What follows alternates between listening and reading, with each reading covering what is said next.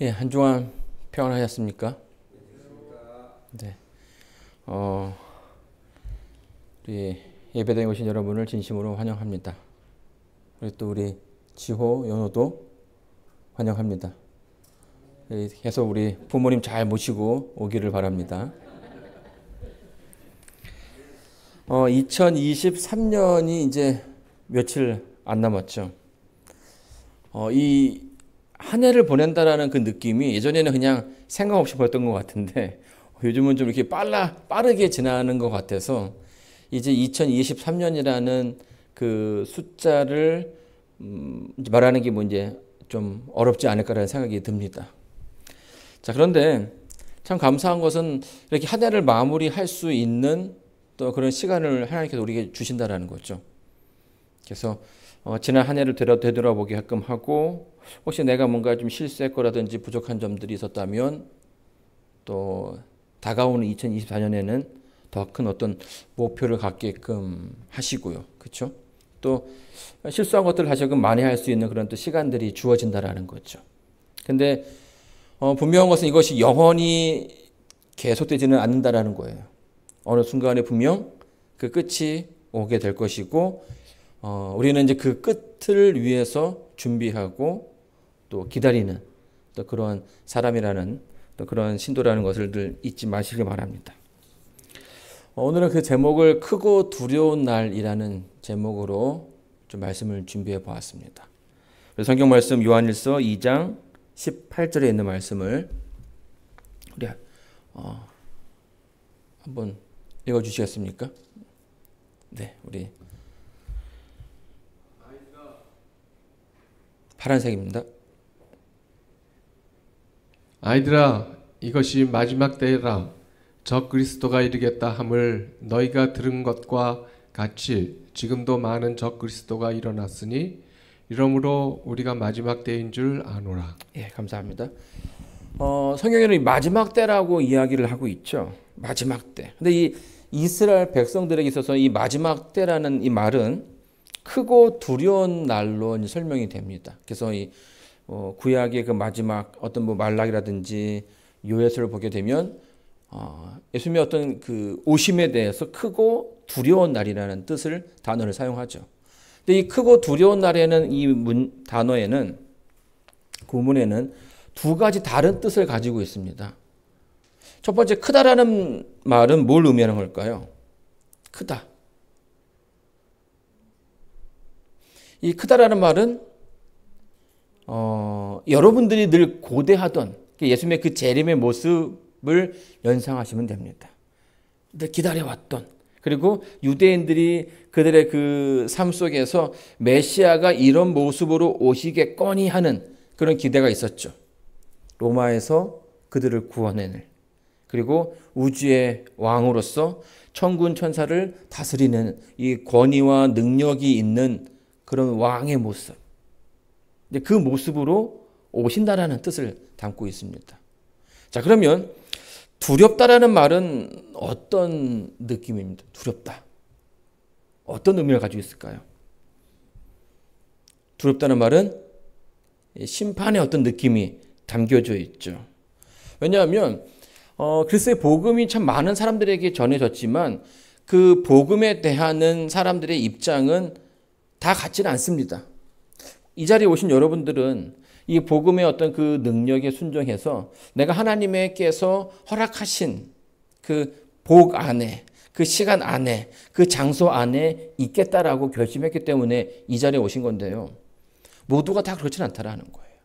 그러면 그들은 그 복음을 받아들인 다음에 어떤 결정을 합니까? 나는 내가 생각하는 더 좋은 길이 있고 내가 생각하는 더 좋은 진리가 있다. 이렇게 선택을 하게 된 거죠. 그리고 그들에게 주어졌던 그 복음의 길을 뭐 하는 겁니까? 무시하고 거절하게 됩니다.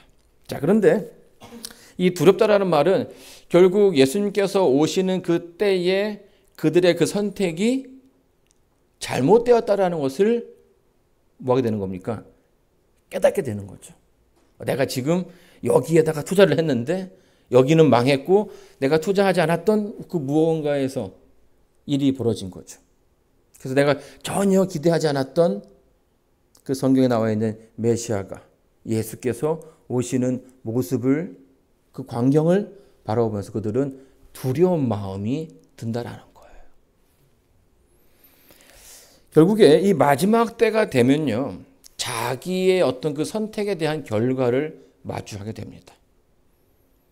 여러분들이 지금 하고 있는 그 선택들, 또 다른 사람들이 하고 있는 그 선택들이 맞는지 틀리는지 그 답이 공개되는 시점이죠. 자, 오늘날에도 오늘도 우리는 이제 수많은 선택들을 하게 되는데요. 이제 그런 선택의 결과를 마주하게 되는 것입니다. 그리고 그 선택에 중간은 없죠. 여러분 혹시 그 OX 퀴즈를 해본 적 있으십니까? 그래서 막 그 넓은 이 운동장에다가 사람들을 다 풀어놓죠. 근데 질문을 하게 됩니다. 맞습니까? 틀립니까? 서로 막 하다가 이제 맞다고 생각하는 사람들은 O를 갈 것이고 틀리다라고 생각하는 사람은 X로 간단 말이에요. 근데 마지막에 이제 시간이 10, 9, 8, 7 이렇게 카운트다운이 되면서 어떻게 됩니까? 결국에는 이 중간에서 줄이 쫙 하나가 쫙 올라옵니다. 그 줄이 왜 올라오는 겁니까? 이제 더 이상 뭐가 없다라는 거예요. 이 변경의 시간이 없다라는 거죠. 이제 그들이 그 선택한 것에 정답이 드러나는 시간이 다가왔으니 더 이상 이제 이동할 수 없다라는 뜻이에요. 자, 그런데 이 마지막 때가 되면 선택하는 사람들도 잘 선택해야 되지만 또 바쁜 사람이 있습니다. 바쁜 존재가 있습니다. 누가 있을까요? 속이는 자, 사단도 굉장히 바빠집니다. 자, 왜 바쁠까요? 사단이 바쁠 이유가 뭡니까? 하나님 백성들로 하여금 또 무언가 이제 선택하게끔 해야 되는데 이 일을 회방하고 하지 못하게끔 하는 존재가 있는데 그게 바로 사단이죠. 성경에서 사단은 뭐라고 설명합니까? 속이는 자라고 이야기합니다. 아주 열심히 활동을 해요. 특별히 이 존재가 언제 더 열심히 합니까? 마지막 때 더 열심히 하는 거죠. 이제 자기의 때가 얼마 남지 않았다라는 것을 뭐 하는 거예요? 알기 때문에 그렇다라는 거예요. 여러분, 성경은요, 이 사단이 패망할 것을 아주 확실하게 예언하고 있습니다. 예수님께서 말씀하셨고요. 또 심지어는 누구도 합니까? 사단 자신도 자신의 운명이 어떻게 될 것인지를 잘 안다라는 거예요. 자, 그런데 여러분, 사단은 포기하지 않습니다. 가능한 한 많은 사람들을 자기의 편으로 끌어들이기 위해서 애를 쓰겠죠. 역사를 통해서 자기가 사용해 왔던 그 방법들을 다 사용해 봅니다. 자기 편으로 끌어들이고요. 또 그 자기 편에 있는 사람들을 볼모로 뭐 하는 거예요? 하나님께 딜을 하기도 하는 거죠. 물론 그게 안 되겠지만 안 되면 어떻게 해요? 그들을 다 품에 안음으로써 하나님의 마음을, 하나님의 백성을 괴롭게 함으로써 그들을 사랑하는 하나님의 마음을 아프게 하는 것. 어떻게 하면 더 아프게 할까? 어떻게 하면 더 힘들게 할까? 이게 이제 사단이 쓰는 그런 방법인 거죠. 여러분, 이 본문에서 요한일서 2장 18절에 보게 되면 이 사도 요한이 마지막 때에 어떤 일이 일어날 것인가에 대해서 이야기해 주고 있습니다. 그 마지막 때에 무언가 일어난다는 거죠. 마지막 때는요, 좀 넓은 의미로 보게 되면 예수님의 그 초림과 재림 사이를 말하는 거고요. 또 좁은 의미로 보게 되면 예수님 오시기 직전에 정말 마지막의 마지막 때를 이야기하기도 합니다. 근데 마지막 때를 예언하는, 언급하는 사도 요한의 시대에도 거기에 적 그리스도가 등장했다라는 이야기를 해주고 있죠.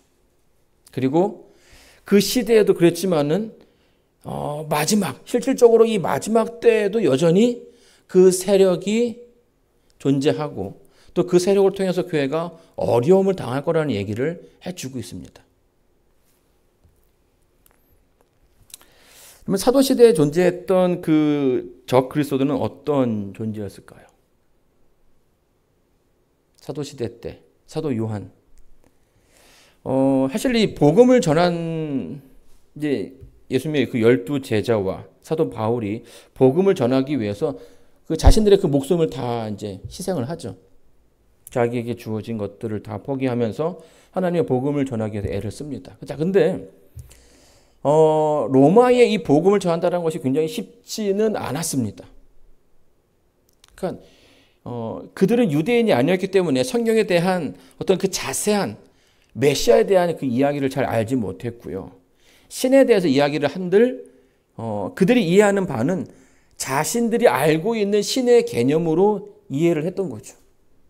그러니까 그것을 잘 이해하기가 힘들었습니다. 특별히 우리가 믿는 메시아는 어떻습니까? 이 땅으로 인간에 오셔서 또 인간의 그 죄를 위해서 십자가에서 죽으셨다라는 거죠. 그렇죠? 근데 로마의 어떤 그 신의 개념을 보게 되면 그들은 이 어떤 이원론적인 사고방식을 갖고 있었기 때문에 이 그리스의 그 철학을 보게 되면 영은 맑지만 육은 악하다라는 생각을 하게 됩니다. 그래서 이 영만 존재하는 신은 상위 계급의 상위에 링크된 신이라고 보고 있는 거고요. 육체를 가지고 있는 신들은 하위에 랭크되어 있습니다. 그래서 로마인들의 보기에는 그들의 어떤 그 철학과 사상을 가지고 있는 로마인들의 보기에는 메시아는 예수님은 그렇게 매력적인 신이 아니었다라는 거죠. 왜냐하면 이 땅에 인간의 모습으로 오셔서 또 죽었잖아요. 자, 그러다 보니까 문제가 생기는 거죠. 이들에게 이 메시아를 잘 전해야 되는데 잘 받아들이는 게 이렇게 시원치 않죠. 그러니까 어떻게 합니까? 그 안에서 어떻게 하면 그들에게 더 많이 전할 수 있을까라는 그런 좀 생각을 했는데 넘지 말아야 할 선을 넘게 된 거예요. 그래서 그 예수님에 대해서 예수님의 인성을 부인하는 그리고 그분의 그 죽음을 부인하고 이런 과정들이 그들의 그 가운데 있었다라는 거예요. 예수님은 죽은 게 아니다. 메시아는 죽은 게 아니다. 그래서 뭐 심지어는 그 영지주의자들이 뭐라고 설명했냐면 예수님께서 그 십자가를 들고 가는 그 힘겨운 가운데 중간에 한번 넘어지시잖아요. 그때 누가 도와줍니까? 구레네 시몬이 대신 그 십자가를 져주죠. 그때 예수님의 영과 그 시몬의 영이 바뀌었다라고 설명하기도 합니다. 이게 타치했다는 거죠. 그래서 예수님이 죽은 게 아니라 그 영은 시몬의 영을 통해서 그 보고 있었고 실질적으로는 죽은 게 아니다라고 이야기하는 거예요. 자, 근데요, 여러분 우리가 이제 그 이런 이설들에 대해서 왜 조심하게 되는 이유가 뭘까요? 만약 예수님의 그 십자가가 거짓이었다, 십자가에서 죽지 않았다라고 얘기한다면 오늘 우리의 구원에는 큰 문제가 생기는 것이에요. 예수님께서 이 땅에 오신 것과 죽으신 그 모든 것들이 한낱 쇼에 불과하죠. 우리를 위해서 대신 죽었다라는 그 사실에 먹칠이 되는 겁니다. 그 가치가 떨어지게 되는 것이죠. 그리고 예수님을 따르는 그 많은 사람들의 그 길이 망가지게 되게 됩니다. 이 마태복음 15장 14절 보게 되면 이렇게 설명해 주고 있습니다. 그냥 두어라. 저희는 소경이 소경을 인도하는 자로다. 만일 소경이 되어 소경을 인도하면 둘이 다 구덩이에 빠지리라 하신대. 여러분, 이 거짓 교사라든지 이 거짓 선지자의 무서움은 결국 그들이 이끄는 그 길의 끝에 하나님이 없다라는 거예요. 그 끝에 구원의 길이 있지 않다라는 거죠. 그러니까 자기만 못 되면, 자기만 망하면 상관없는데, 이런 사람들의 특징은 뭐냐면 자기뿐만 아니라 다른 사람들까지도 회방을 한다라는 거예요. 근데 문제는 그런 회방들이 우리 주변에 너무나 많이 있다라는 거고요. 나도 모르는 사이에 우리가 휩쓸려 갈 수 있다라는 거죠. 여러분, 한국에 예수님이 몇 명인지 아십니까? 엄청 많이 있습니다. 그리고 실제로 제가 예전에 저희 이제 부모님이 다니시던 교회의 한 집사님이 그 집사님과 집사님의 그 아들이 근데 또 이설에 또 빠져가지고 그 재림 예수의 오른팔 왼팔이 됐어요. 그래가지고 한 사람은 뭐 침례요한이고 뭐 이런 식으로 해가지고 이름을 자신들을 그렇게 설명을 하더라고요. 그래서 막 한 해에도 막 편지를 전국에 있는 목사들한테 편지를 보냅니다. 나는 누구다. 나는 재림 예수다. 또 나는 예수님의 오른팔인 누구다. 이런 식으로 해가지고요. 근데 제가 이제 그걸 보면서 같이 예배 드리고 함께 진리를 받아들였음에도 불구하고 이렇게 말도 안 되는 것에 속아 넘어갈 수도 있나? 이런 생각이 든다라는 거예요. 근데 여러분, 그런 사람들이 정말 많이 있다라는 거죠. 그리고 그것 때문에 많은 사람들이, 많은 영혼들이 고통을 당하고 있다라는 거예요. 여러분, 이 거짓 교사와 그 거짓 선지자들의 무서움은 진리와 다른 길로 우리를 인도하고 그 길 자체가 속임수로 만들어진 것이기 때문에 우리의 그 인생에 큰 위험을 줄 수 있다는 거예요. 그리고 그들의 그 말하는, 그 설명하는 그 내용들이 정말 이렇게 좋은 말처럼 들리긴 하지만 실상을 이렇게 보게 되면 우리의 영혼을 파괴하는 그런 일들이 많다라는 거죠. 여러분, 최근에도요, 이 유튜브를 통해서 우리가 좀 많은 정보를 얻게 되는데, 이 유튜브에서 문제되는 것은 이 진짜인지 가짜인지를 구별하기가 쉽지 않다라는 거예요. 그리고 그런 내용들이 점점 이제 그 연속적으로 노출되다 보니까 자꾸 그 영상, 관련된 영상들만 뜨죠. 그러면서 사람들의 생각이 한쪽으로만 흐르게 됩니다. 그래서 양극단으로 가게 되는 거죠. 우리가 이제 이런 부분들에 대해서 굉장히 조심해야 할 필요가 있는데, 문제는 그러한 움직임들이 우리의 그 교회 안에도, 기독교 안에도 흘러가고 있다라는 거예요. 여러분, 사단은요, 수세기 동안 이설을 통해서 교회를 흔들어 왔습니다. 사단의 방법들은 참 여러 가지가 있죠. 때로는 부유하게 해서, 교회를 부유하게 함으로써 세속적으로 만들기도 했고요. 또 박해를 통해서 그들의 그 신앙을 버리게끔도 했습니다. 그러나 마지막 때에 이 성도들을 한꺼번에 해칠 수 있는 방법이 있는데, 바로 이게 뭡니까?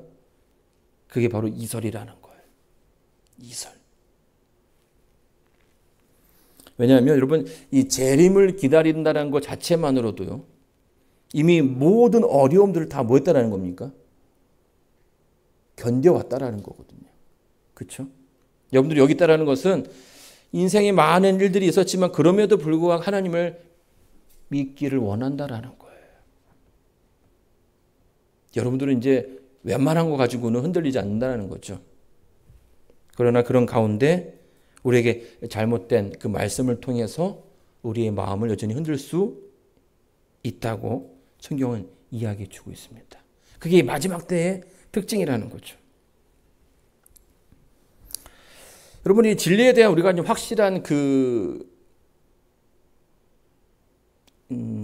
확실하게 좀 이해를 해야 되고 공부를 더 좀 많이 해야 되는 것이 필요합니다.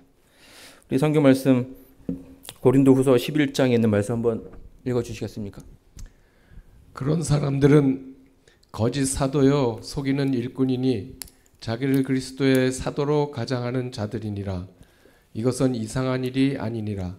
사탄도 자기를 광명의 천사로 가장하나니 그러므로 사탄의 일꾼들도 자기를 의의 일꾼으로 가장하는 것이 또한 대단한 일이 아니니라. 예, 감사합니다. 여러분, 이 교묘한 말, 이제 거짓말에 놀리는 이 교묘한 말이죠. 마치 그 진리처럼 들린다라는 거예요. 근데 이게 이설이라는 게 완전히 다른 말이 아니에요. 99%는 같은데 정말 중요한 한 가지가 다른 거죠.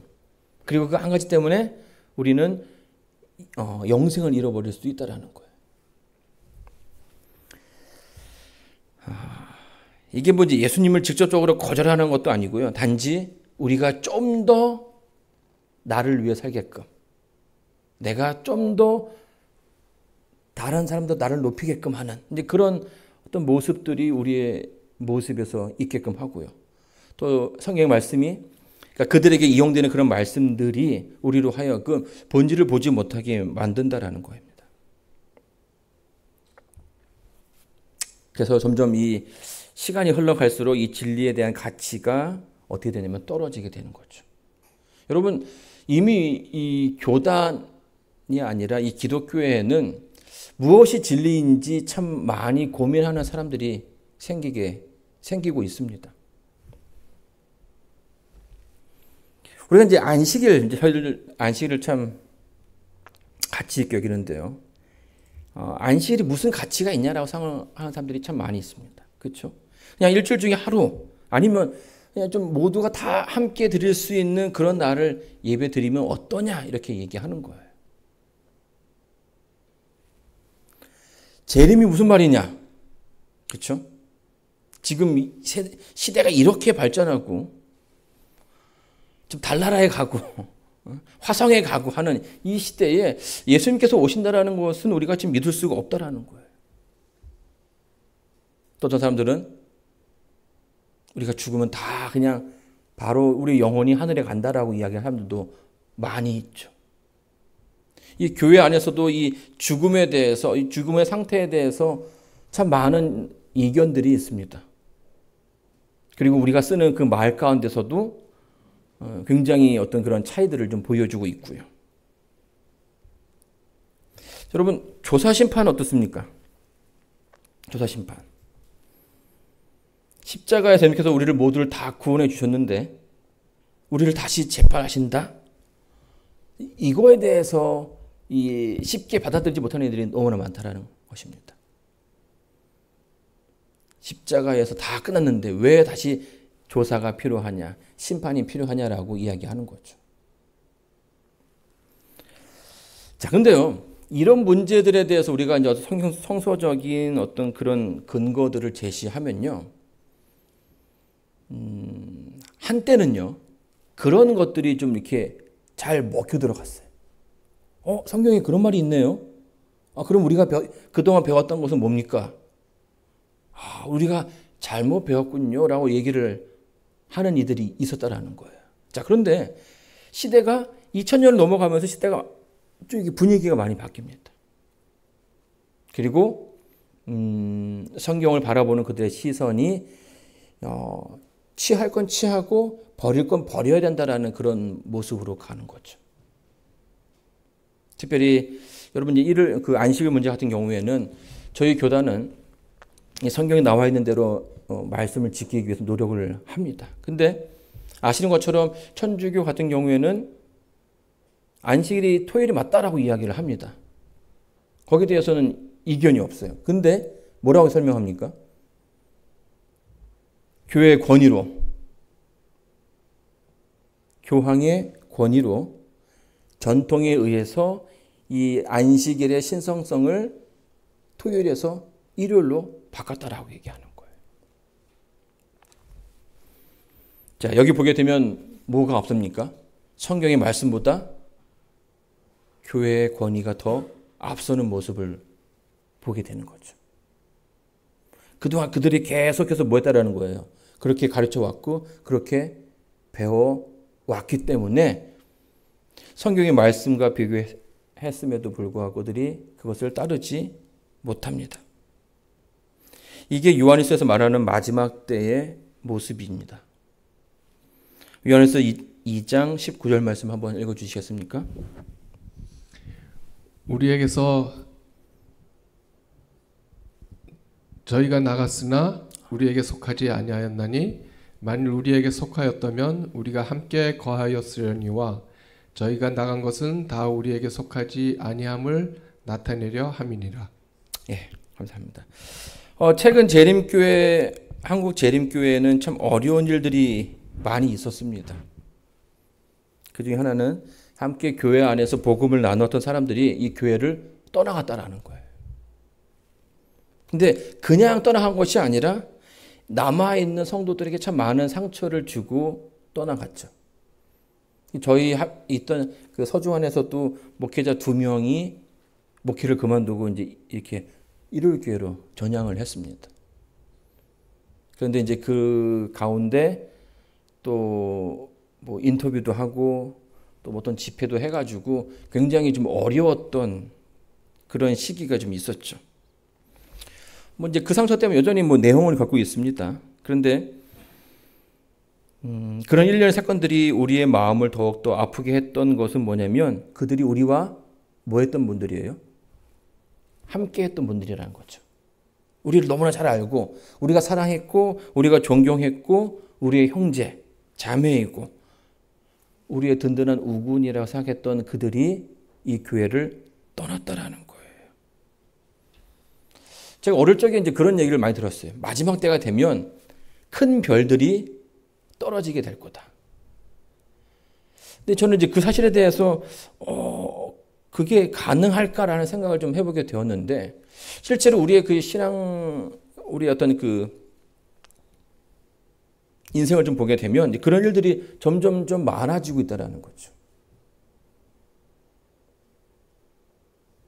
특별히 뭐 교인들이 전향하는 경우는 좀 있었지만 목회자가 이렇게 바꾸는 일들은 많지는 않았거든요.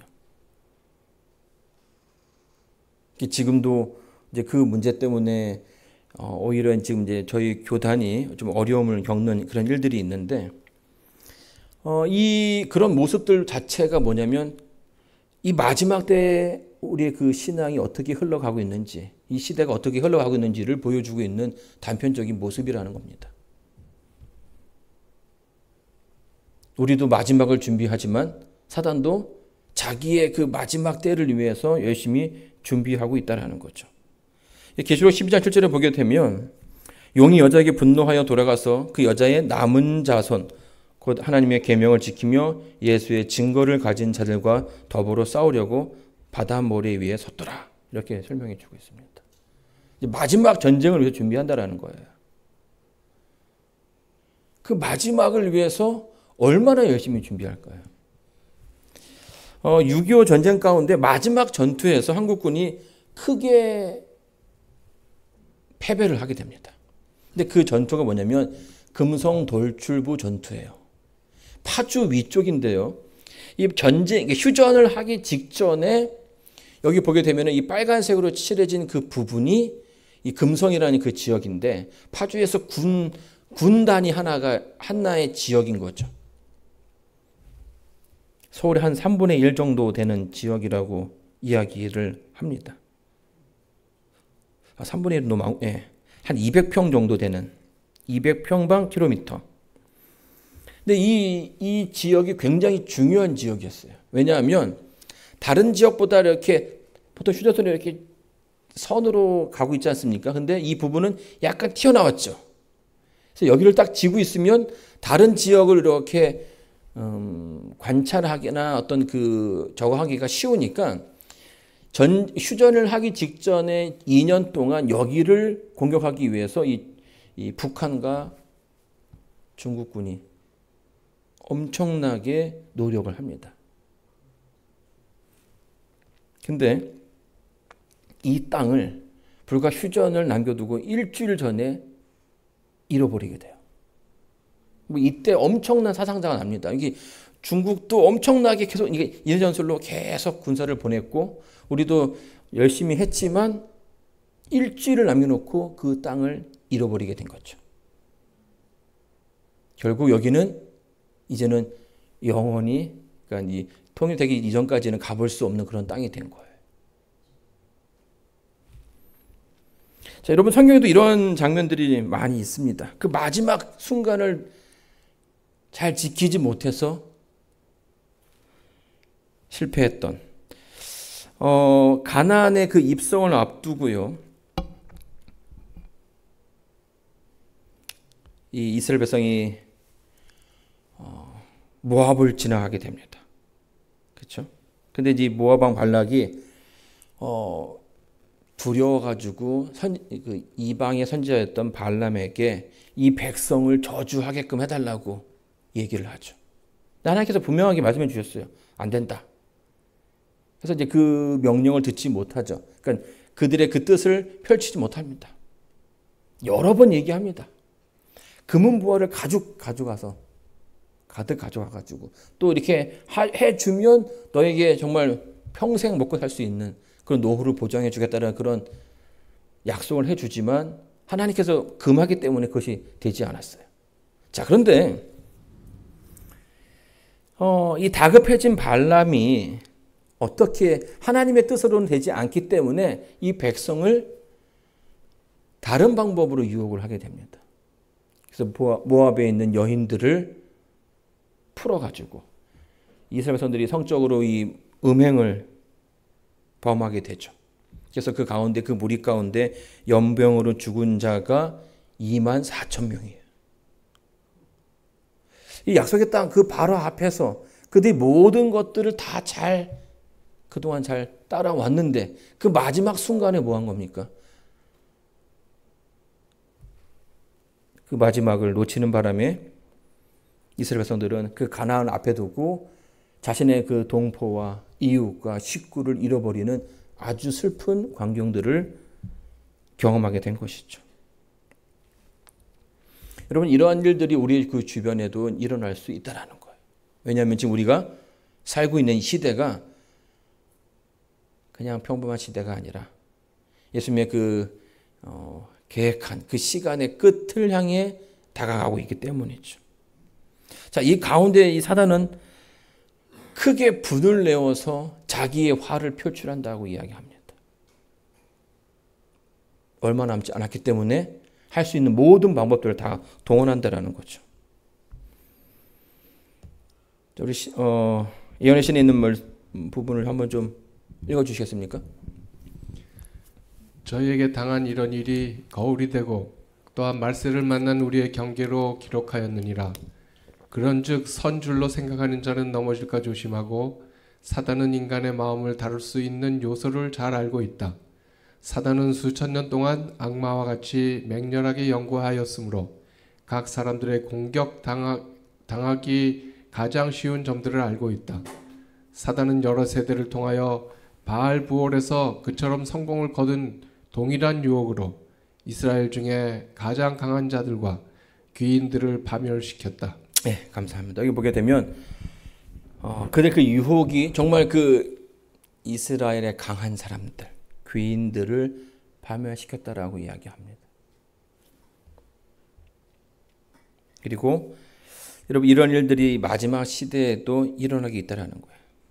이설로 인해서 교회가 분열이 생기고 확장해야 되는 복음에 영향력을 미치게 되고 주춤하게 되고 함께 먹고 나누며 울고 웃었던 그들의 그 빈자리가 교회로 하여금 허전함을 느끼게 하고 그래서 그들이 상실감 그리고 패배감에 머무를 수 있다라는 거예요. 그래서 이 사도 요한은요, 그 편지를 쓰면서 그의 그 성도들이 그 글을 읽는 독자들이 이 시대를 잘 분별하기를 굉장히 원했습니다. 그리고 그 가운데서 그 일들을 잘 준비하게 되기를 바랬죠. 여러분 이제 교회는 다른 모임과는 좀 다르죠.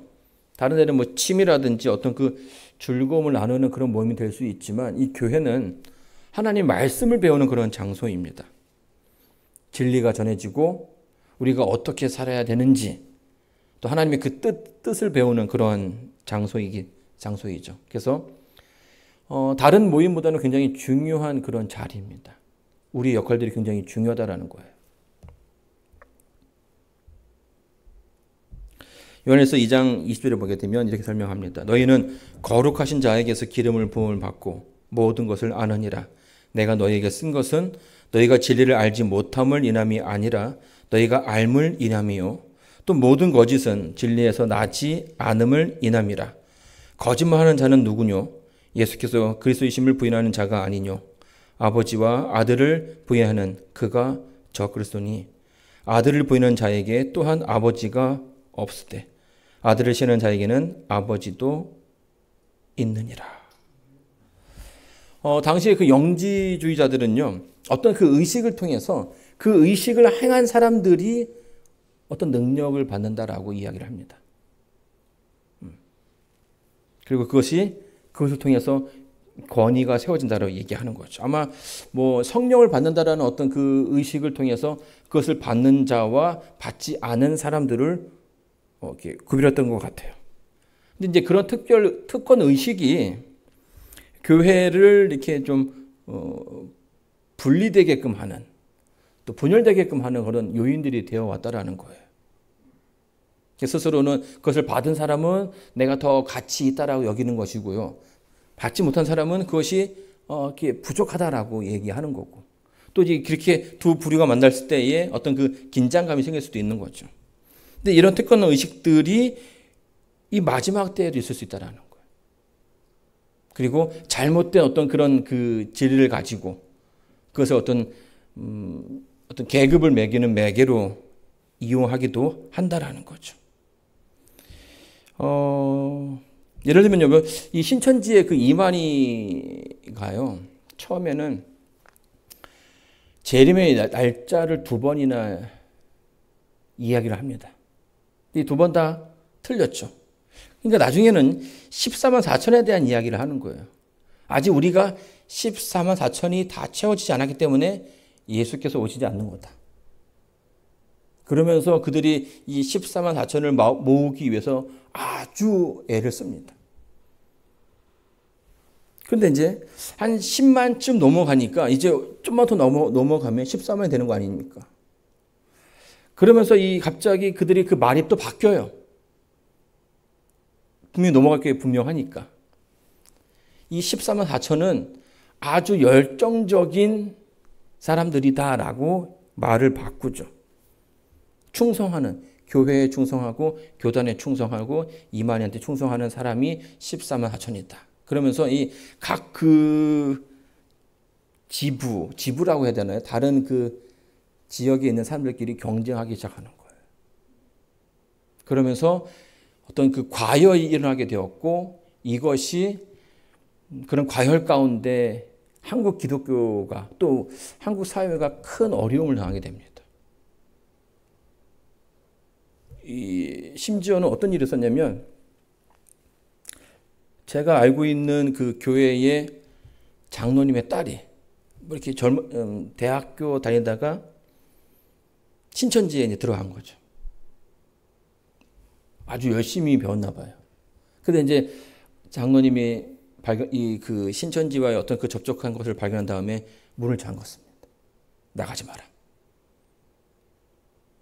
근데 이제 그 내용, 우리 아버지가 뭐 못 나가게 합니다.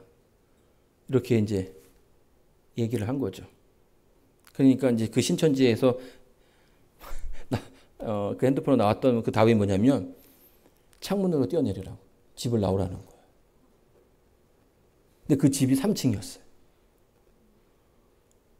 근데 실제로 그 여학생이 뛰어내립니다. 그래가지고 막 한 1년 동안을 병원에 입원을 했었거든요. 물론 지금은 다시 돌아와서 이제 열심히 뭐 공부하고 사회생활 한다는 얘기 들었는데 이제 그런 일들이 주변에 굉장히 많았다라는 거죠. 또 이혼을 또 강요하기도 하고 이런 일들이.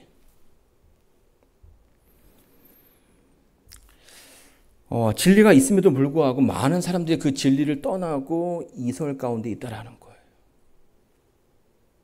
이때에 요한이 이 그 글을 읽는 이들에게 뭐라고 얘기하냐면 진리 가운데 서라고 하는 거죠.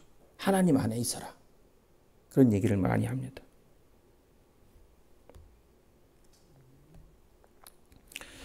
요한일서 2장 24절로 29절 말씀 한번 보도록 제가 읽도록 하겠습니다. 너희는 처음부터 들은 것은 너희 안에 거하게 하라. 처음부터 들은 것이 너희 안에 거하면 너희가 아버지의 안과 아들의 안과 아버지의 안에 거하리라. 그가 우리에게 약속하신 약속이 이것이니 곧 영원한 생명이니라. 너희를 미혹해 하는 자들에게 관하여 내가 이것을 너희에게 썼노라. 너희는 주께 받은 바 기름 부음이 너희 안에 거하나니 아무도 너희를 가르칠 필요가 없고 오직 그의 기름 부음이 모든 것을 너희에게 가르치며 또 참되고 거짓이 없으니 너희를 가르치신 그대로 주 안에 거하라. 자녀들아 이제 그 안에 거하라. 이는 주께서 나타나신 바 되면 그의 강림하실 때에 우리로 담대함을 얻어 그의 앞에서 부끄럽지 않게 하려 함이라. 너희가 그의 의로우신 줄 알면 의를 행하는 자마다 그에게서 난 줄 알리라. 이 사도 요한이 제시한 방법, 또 사도 바울이 이야기한 방법은 in Christ죠. 예수님 안에 거하라. 그 진리 가운데 거하라. 여러분, 우리 주변에 얼마나 이 성경책이 많은지 모르겠습니다. 저희 집에도 한번 우리 집에 성경책이 몇 권이나 있나 살펴봤는데 한 10권 이상이 됐더라고요. 그런데 이 말씀이 이렇게 가까이 있음에도 불구하고 이 말씀을 가까이 한다라는 것, 우리 삶 속에서 보고 듣고 읽는 것이 그렇게 쉽지 않다라는 것을 발견하게 돼요. 너무 바쁘죠. 해야 할 일도 많고. 그런데 정보의 홍수에 살고 있지만 우리가 말씀의 가운데 젖어 살지는 않는다라는 거예요. 그리고 이것이 오늘 우리의 믿음을 결정하게 된다라는 겁니다. 여러분, 이제 우리는요, 마지막 시대를 준비하면서 말씀과 더 가까워져야 하는 그런 시대에 살고 있는 것입니다. 여러 많은 이설들이 교회 안에 들어오고 있습니다. 특별히 그 팬데믹 때 보니까요, 유튜브를 굉장히 많이들 보시더라고요, 성도님들이. 그런데 이 전해지는 그 유튜브 영상을 보게 되면, 우리가 알고 있는 그 성경의 내용과 맞지 않는 내용들도 많이 이렇게 다니는 것을 확인하게 되는 거죠. 근데 교인들 스스로도 그것이 진짜인지 가짜인지를 구별하지 못하는 지경이 이르렀다라는 거예요.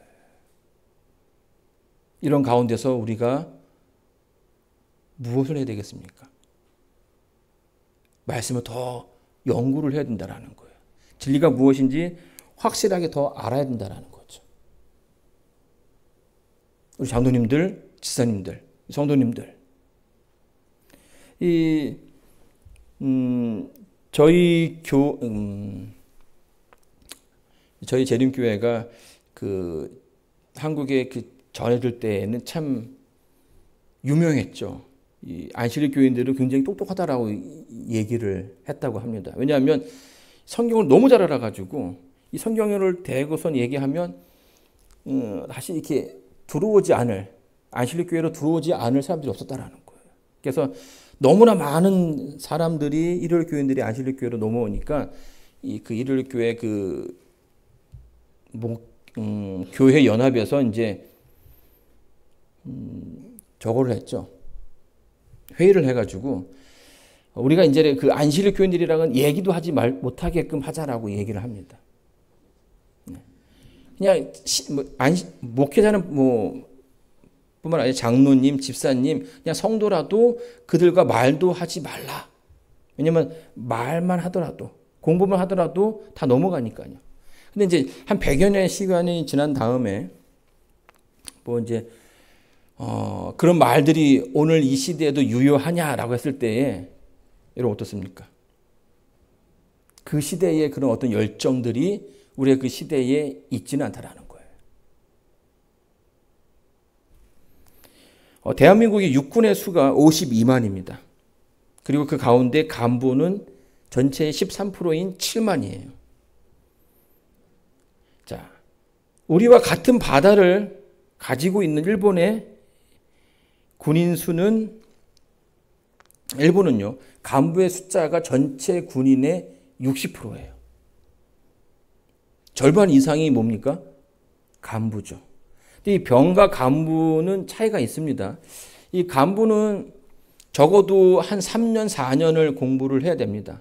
근데 병들은요, 교육하는데 얼마나 걸릴까요? 논산에서 이거 몇 주 교육받죠? 6주 교육받습니다. 6주 받으면 총을 쏠 수 있고 수류탄을 던질 수 있다는 거예요. 웬만한 그 전투가 가능하다라는 거죠. 근데 문제는 뭐냐면 이 병들은 제가 있을 때 저희 월급이 2만 3만 원 이 정도였어요. 뭐 지금은 이제 10만 원 넘어가고 막 많이 올라가긴 했는데요. 근데 간부는 훨씬 더 비싸죠.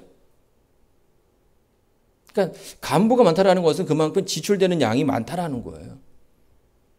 자, 근데 그럼에도 불구하고 일본이 자기 군대의 60% 이상을 간부로 만든 이유가 뭘까요?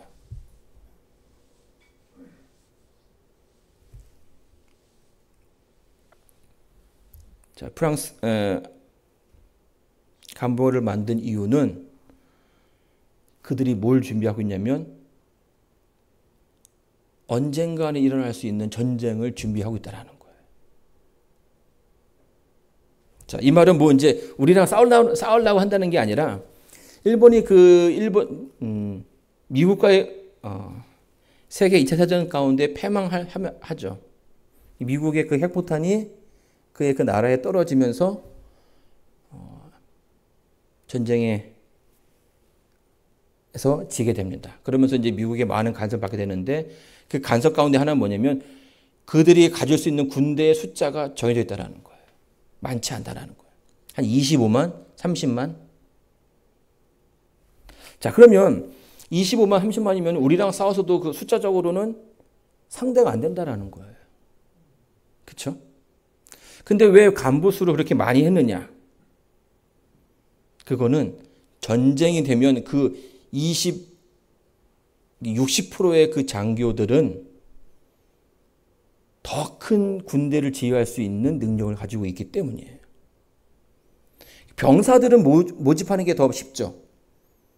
병사들은요, 6주 훈련이면 병사로서의 그 능력을 발휘할 수가 있습니다. 그런데 간부는 한 사람의 간부를 만들기 위해서 적어도 3년, 4년을 교육을 시켜야 된다라는 거예요. 지금 비록 그들이 전쟁을 임하고 있지는 않지만 전쟁에서 간부를 만드는 것보다 병사를 만드는 게 더 쉬우니 돈을 주고라도 제대로 된 군인을 만들어 놔야 그 위기 가운데 그 나라를 지킬 수 있다는 생각을 하게 된 거죠. 여러분, 우리는요, 한 사람 한 사람이 중요합니다. 여러분, 한 사람 한 사람이 그냥 일반 사병이 아니라 간부가 되어야 한다는 겁니다. 하나님께서 마운틴 뷰의 영혼들을 보내시고 싶겠죠. 이 주변에 얼마나 많은 영혼들이 있겠습니까? 근데 그들을 받아들일 만한 자세가 또 준비가 되어 있지 않으면 그 영혼들이 들어와도 소용이 없다라는 거예요. 100명, 200명 그들을 우리가 다 케어할 수 있는가? 라고 했을 때에 우리의 준비된 모습들이 보여줘야 한다는 겁니다. 말씀으로 무장하고 기도로 무장하고 그런 준비들.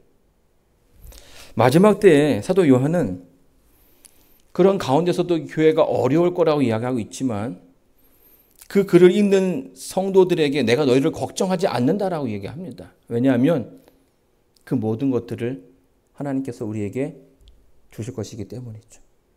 우리가 하나님 안에 있으면, 우리가 말씀 안에 있으면, 기도로 하나님과 동행한다면 그런 모든 것들이 가능하다는 뜻입니다. 사랑하는 성도 여러분, 우리는 정말 이 말씀 가운데 살아야 합니다.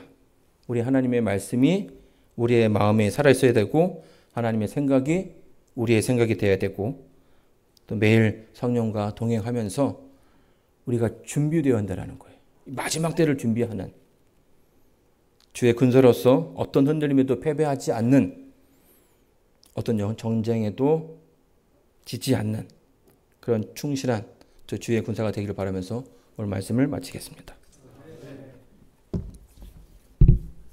기도하겠습니다.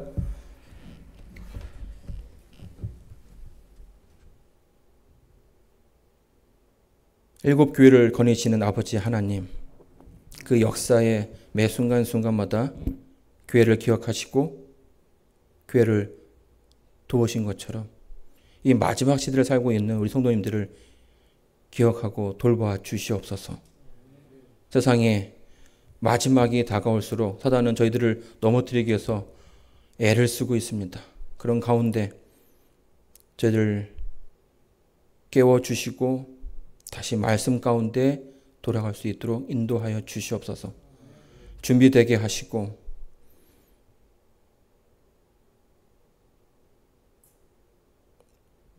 그 말씀으로 저희들을 무장하게 함으로써 이 시대에 부족하지 않는 주의 군사가 되게 도와주시옵소서. 아버지, 2024년 저희들에게 또 할 일이 많이 있을 줄 아옵니다. 그 모든 일들을 감당할 수 있는 주의 등대, 주의 교회 되기를 원하오니 그에 합당한 능력을 주시고 또 그에 합당한 또 성도들을 허락해 주시옵소서. 저를 사랑하시는 예수님의 이름으로 기도드리옵니다.